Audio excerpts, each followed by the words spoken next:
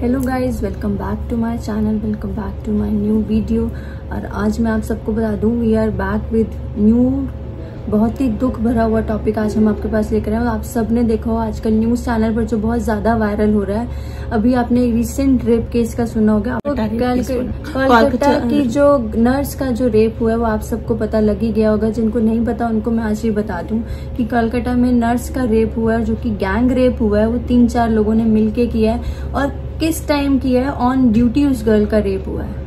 कोई ये नहीं कि मार्केट में वो अकेले घूम रही थी, नाइट आउट कर रही थी तब उसका रेप हुआ। उस गर्ल का रेप हुआ ऑन ड्यूटी, वर्क प्लेस पे। अगर गर्ल्स नाइट ड्यूटीज कर रही हैं तो इसका मतलब वो सेफ ही नहीं है। वर्क प्लेस पे ही सेफ नहीं है तो बाहर आते जाते के टाइम में तो हम सेफ्टी की कोई उम्मीद कर ही नहीं सकते किसी से। पहली बात तो ये कोई 12 घंटे ड्यूटी करता है, कोई 8 घंटे करता है, वो 36 आवर्स की ड्यूटी करके बेचारी अपना रेस्ट करने गई थी। रेस्ट करने उस के वक्त उसके साथ ये इंसिडेंट हुआ है। और मुझे लगता है कि एक सिंगल बंदा होता रेप करने वाला तो मे बी वो हैंडल कर लेती। डॉक्टर है, इतनी बोल्ड होगी, इतनी स्ट्रांग होगी वो।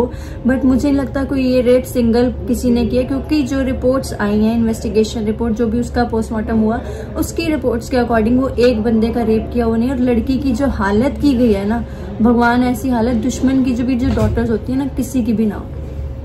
कहीं ना कहीं कल हम सब ने इंडिपेंडेंस डे सेलिब्रेट किया है, बट ये इंडिपेंडेंस डे मेरे को लगता है एज अ ब्लैक डे होना चाहिए, जहाँ देश तो आज़ाद हो गया बट देश की बेटियां अभी भी आज़ाद नहीं है। वो अभी भी इन जैसे कुत्ते लोगों के चंगुल में है जो इनका रेप करते हैं, जिनको और कोई काम नहीं है। वो उनको ना तो छोटी बच्चियां सेफ हैं, ना बूढ़ी औरतें सेफ हैं। आप बहुत सारी न्यूज़ देख लो जो हाईलाइट नहीं होती है, कहीं पर 2.5 साल की बच्ची का कोई रेप कर रहा है। मतलब कल को ये होगा ही, लोग कहेंगे कि हमारी बेटियां ही ना हो, या फिर हो भी जाती है तो लोग तभी तो उन बेटियों को मार देते हैं। मुझे ऐसा लगता है कि वो तभी मार देते होंगे कि इसी रीजन की वजह से। कहीं ऐसे गंदे निकम्मे घटिया लोगों के हाथों में चढ़ने से अच्छा है कि बेटियों को हम खुद ही मार दें।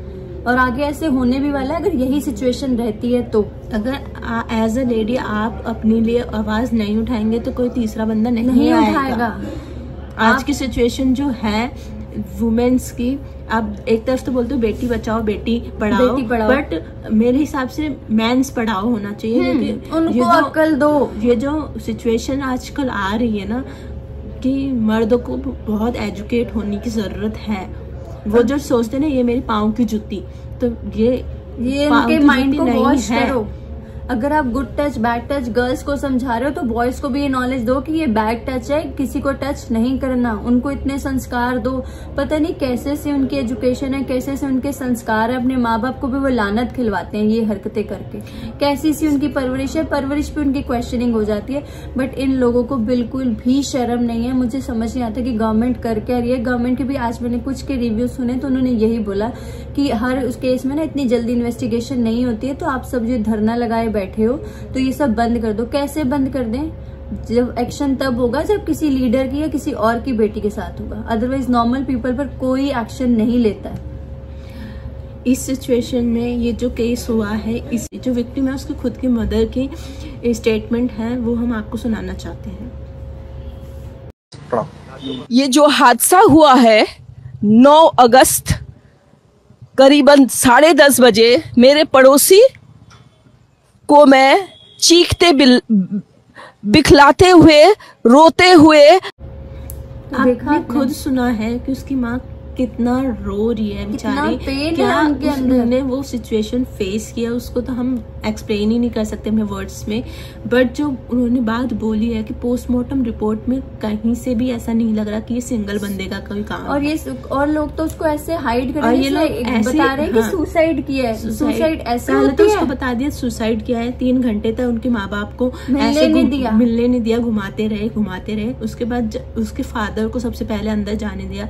उसके फादर ने खुद अपनी बेटी को वो जिस सिचुएशन में देखा है ना, लिटरली हम शेमलेस सिचुएशन बता नहीं सकते।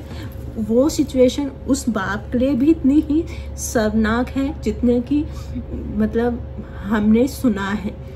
मतलब हम लोग सुन के वो पेन फील कर सकते हैं, बट जिस टाइम उस लड़की ने वो चीजें फील करी होंगी तो आप ये अंदाजा लगा लो कि उस पर क्या बीती होगी। और उस माँ बाप के दिल पर जिन्होंने ये सिचुएशन अपनी बेटी की देखी है, वो तो पछता रहे होंगे कि अपनी बेटी को हमने नाइट आवर्स में ड्यूटी के लिए भेजा ही क्यों।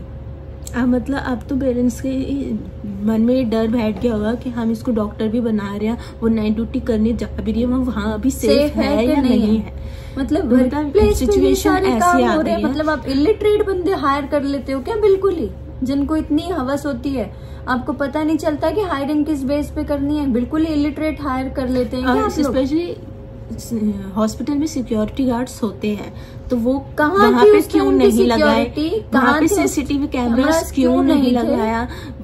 बहुत सारी सिचुएशंस होती है। आपने ऐसा, वो भी एक गवर्नमेंट हॉस्पिटल था, आपने बिल्कुल ही उसको एज अ गाँव वाला हॉस्पिटल समझ लिया क्या? और मोस्ट ऑफ द प्लेसेस पे ऐसे होता है कि जो आपके जहाँ पे सीसीटीवी कैमरास लगे होते हैं, उनको जो मॉनिटर कर रहा होता है 24/7 देख रहा होता है। कोई एक पर्टिकुलर एक हायर होता है ऐसा बंदा जो वो कैमरा ही मॉनिटर कर रहा होता है। तो वो कहाँ थी वो सारी सिक्योरिटी सेफ्टी कहाँ है गर्ल्स के लिए? जहाँ आप हॉस्पिटल खोल के बैठे हैं, इतनी सेफ्टी आप लोगों से नहीं करवाई जा सकती? अब ये सिचुएशन आ गई है, अगर इंडिया में गर्ल्स सेफ नहीं है तो यहाँ पे कोई एक्शन नहीं होता है। यही कोई अदर कंट्री में हुआ था, विदिन 24 आवर्स उसके ऊपर एक्शन लिया जाता है। तो ऐसा हमारे देश में कानून क्यों नहीं है? हमें अपने पीएम से, नरेंद्र मोदी जी से रिक्वेस्ट है कि आप भी एक ऐसा कानून लेके आए। आप बहुत सारे फॉरेन कल्चर को अपना रहे हैं, देश मॉडर्न कंट्री में लेके आ रहे हैं, बहुत अच्छी बात है, बट सबसे ऊपर लड़की की सेफ्टी रखिए। हाँ, हम सारी गर्ल्स से ये रिक्वेस्ट कर रहे हैं, आप जब तक वोट ना दे, जब तक आपको अपनी खुद की सेफ्टी ना मिले इस देश में, तो एक हम मुहिम चला रहे हैं, #No vote, no safety, no vote। तो सेफ्टी नहीं होगी तो वोट्स तो आप बिल्कुल भूल ही जाइए कि आपको इंडिया से वोट मिलेंगे। अगर आप इंडिया में रहती हैं, गर्ल्स या वुमेन जो भी हैं, अगर आप इंडिया में रह रही हैं और वोट देती हैं, अब सिर्फ वोट दे तो सिर्फ अपनी सेफ्टी के लिए दे। तो आपको लगता है इंडिया सेफ है तो वोट दे, नहीं लगता है तो मत दे। नो सेफ्टी नो वोट, ये एक हैशटैग हम चला रहे हैं और हम चाहते हैं ज़्यादा से ज़्यादा लोग इसमें इन्वॉल्व हो, इसमें देश की सरकार भी वो हो, थोड़ा सा अपने ओपनाइज करे कि हाँ सेफ्टी मैटर्स करती है, लड़कियों को सेफ्टी ही चाहिए अपने लिए। कोई हम आपसे कुछ नहीं मांग रहे, हम सिर्फ सेफ्टी मांग रहे हैं। अर्न तो हम अच्छे से पढ़ लिख के हम अपने लिए खुद भी अर्न कर सकते हैं, लेकिन हमें सिर्फ सेफ्टी चाहिए कि नाइट आवर्स हैं, डे आवर्स हैं, वर्क प्लेस है, कहीं भी है, गर्ल्स सेफ होनी चाहिए। गर्ल्स कहीं भी सेफ नहीं है, क्योंकि कैंडल मार्च लेके जाना इज नॉट अ सॉल्यूशन। हमारा वो देश है जहाँ राम जी ने सीता अपहरण में लंका दहन करवा दी। हमारा वो देश है जहाँ श्री कृष्ण ने द्रौपदी चीरहरण में महाभारत करवा दी।